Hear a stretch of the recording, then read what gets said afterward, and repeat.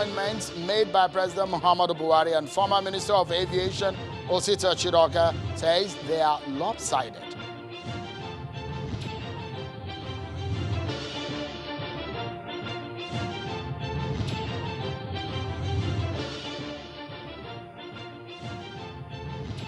The Presidential Task Force on COVID-19 says Nigeria is developing a cure for COVID-19. That sounds like a good news.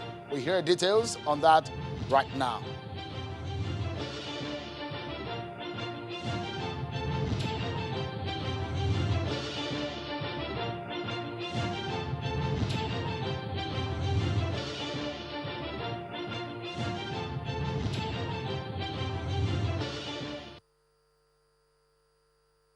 Hello everyone and welcome to the program. This is Politics Today live on Channels Television. I'm Sowore in Lagos. As of now, Nigeria's confirmed cases of COVID-19 has risen to 1,728. That figure came after the announcement of NCDC of 196 new cases, perhaps the highest figure announced in a single day since Nigeria's recorded its fourth case of the novel coronavirus. Of the 196 cases, 87 are in Lagos, 24 in Kano, 18 in Gombe, 17 in Kaduna, 16 in the FCT, 10 in Katsina, 8 in Sokoto, 7 in Edo State, 6 in Borno State, 1 in Ebonyi and Yobe, and that of Adamawa. So those three states recorded 1. And now we understand that 307 people have been discharged, while 51 people have been recorded dead. The NCDC has also put the new death toll at, of course, that and the discharged people we've told you. Well, there seems to be some good news coming through. It may be a landmark achievement if it comes through. The chairman of the Presidential Task Force on COVID-19, Mr. Boss Mustafa, says the Ministry of Health is in strong collaboration on developing an indigenous cure for coronavirus. Take a listen to him. Ministry of Health, in conjunction with the Institute of Medical Research and the Pharmaceutical Institute too, are all collaborating to see how best we can develop our own indigenous, home-bred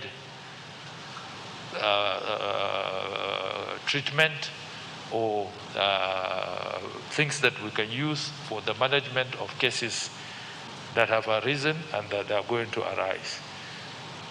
The only caveat there is that due process must be followed before a drug or a cure portion can be determined serviceable and also consumable.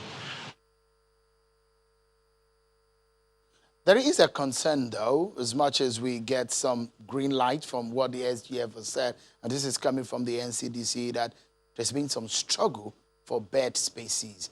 Dr. Ihekwazu of the NCDC gave that hint at that same press conference. Take a listen to him.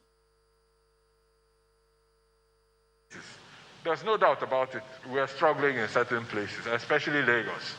To an extent, Kano and Abuja too, but the biggest challenge right now is in Lagos, where bed spaces are really tight. Across the country, we have about 3,500 bed spaces identified as available for COVID-19, but in Lagos, we're already struggling.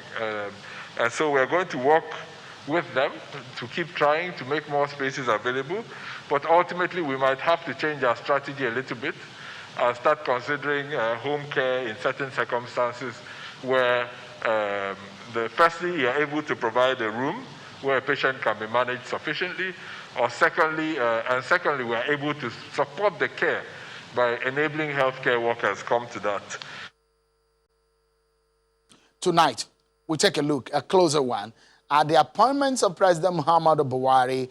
There's been criticism that it's been lopsided in the last 5 years. In fact, the former Minister of Aviation, Mr. Osita Chidoka, is alleging that Nigeria seems to have been seeing some kind of disunity based on these. We hear from him tonight on the program and analyze from different angles on what that means. But first, Let's get you to listen to our political roundup today.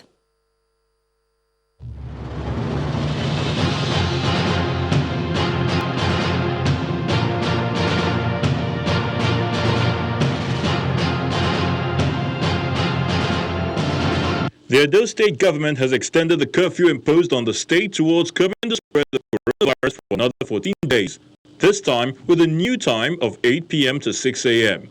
The Edo State Governor Godwin Obaseki made this known during the COVID-19 response team briefing at the Government House in Benin City, the Edo State capital.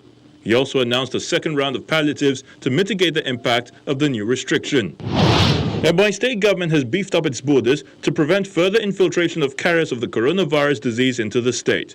The state governor, Dave Umahi, disclosed this during the State Security Council meeting on Wednesday at the Government House, Abakaliki, the Ebonyi State capital, while briefing on the circumstances that led to the second case of coronavirus disease in the state. The Cross River State Governor, Professor Ben Ayade, has called on the federal government to discontinue the lockdown policy across the nation in an attempt to contain the spread of the novel coronavirus and improve its productivity, as the idea of locking down vibrant young people with so much potential and energy may have a catastrophic effect to the nation's economy. The healthy people cannot be locked down. It is the sick. It is those within the tracing circumference. It is those people that need to be locked down. And the Court of Appeal sitting in Abuja has fixed Wednesday, May the 6th, 2020 for the hearing of the appeal filed by the convener of #Revolution Now, Mr. Sowore, who will stand in trial for alleged terrorism. Mr. Sowore, who filed an appeal seeking to quash some of the conditions attached to his bail, is asking the court to set aside the terms imposed on him by Justice Ijoma Ojukwu of the Federal High Court, mandating him to remain resident in Abuja until the hearing and determination of the case against him.